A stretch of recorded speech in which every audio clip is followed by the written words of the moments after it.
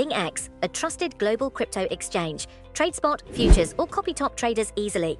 Sign up via the link or referral code to get 30 USDT instantly, plus up to 1,500 USDT in bonuses for verification, deposit, and trading. The United States Senate has taken a significant step, voting to nullify sweeping global tariffs imposed by the Trump administration, a move that marks a rare instance of bipartisan defiance against presidential trade policy. In a 51-47 vote, senators aligned to dismantle the reciprocal tariffs affecting over 100 trading partners. A decision that occurred just hours after President Trump concluded high-stakes trade discussions with Chinese leader Xi Jinping.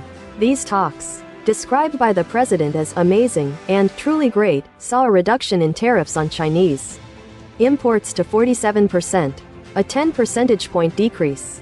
The bipartisan coalition supporting the resolution included prominent Republican Senators Susan Collins, Mitch McConnell, Lisa Murkowski, and Rand Paul, who joined all Democratic senators, echoing their previous votes to repeal levies on Canada and Brazil.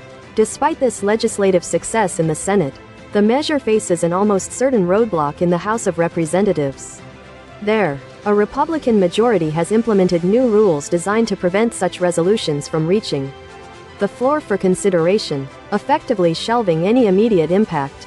Nevertheless, this Senate action underscores a notable Republican pushback against President Trump's assertive use of executive power, challenging congressional authority. For Democrats, this vote serves as a strategic avenue to highlight divisions within the Republican Party, compelling GOP senators to reconcile their long-held commitment to free trade principles with the president's tariff-centric agenda. This legislative maneuver comes amidst a backdrop of other pressing national issues, including warnings from Transportation Secretary Sean Duffy about potential mass issues in air travel should the ongoing government shutdown extend into the Thanksgiving holiday season, a situation he described as a potential disaster for aviation. The shutdown has also prompted New York Governor Kathy Hochul to declare a state of emergency, mobilizing $65 million to bolster food banks as federal funding for the National Food Stamps program is set to expire, a concern echoed by similar declarations in Oregon and Virginia. Meanwhile, the Trump administration has announced a drastic reduction in the number of refugees to be admitted into the U.S. next year, setting the ceiling at 7,500, with a stated priority for white South Africans, a stark contrast to previous administrations that welcomed hundreds of thousands fleeing persecution. In a move that could impact international technology trade, U.S. Treasury Secretary Scott Bessent indicated a one-year suspension of restrictions on Chinese firms using affiliates to acquire off-limits technology. Following the productive discussions between Presidents Trump and Xi, the Senate's action on tariffs also follows a week of heightened diplomatic engagement, including reports of a potential China-US trade deal being signed as early as next week, with Treasury's Bessent suggesting a consensus had been reached between the leaders on key trade issues, including China's resumption of soybean purchases and continued rare earth exports. The president himself announced that the rare earth issue had been settled, contributing to a more amicable atmosphere between the two global powers. These developments in trade policy and international relations unfold as the Senate also grapples with other nominations, such as that of Casey Means for Surgeon General, whose confirmation hearing was postponed due to her going into labor.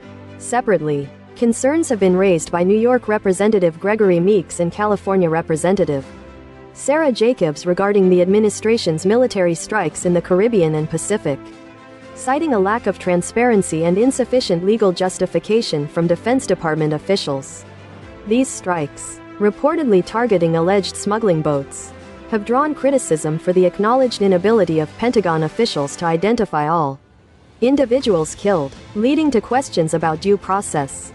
Furthermore, California's Democratic Senators Adam Schiff and Alex Padilla have urged the Justice Department to cancel its plan to deploy election monitors to the state for an upcoming special election, labeling the move blatantly partisan and a tactic to intimidate voters and bolster claims of election fraud. This comes as President Trump has publicly criticized California's Proposition 50, a redistricting measure designed to improve Democratic chances in the House, accusing it of being totally dishonest. The political landscape is further complicated by a new report detailing how extremists exploit online platforms to recruit and amplify political violence.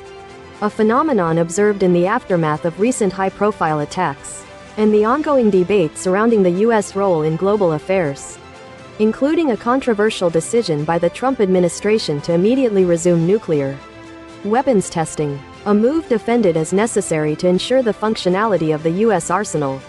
The impact of the government shutdown on critical sectors like air travel is a growing concern, with Vice President J.D. Vance and Transportation Secretary Sean Duffy highlighting the potential for significant disruptions if the shutdown persists, potentially leading to pilot shortages and increased delays. This complex web of legislative action, diplomatic maneuvers, and domestic challenges paints a vivid picture of a nation navigating significant policy shifts and political tension.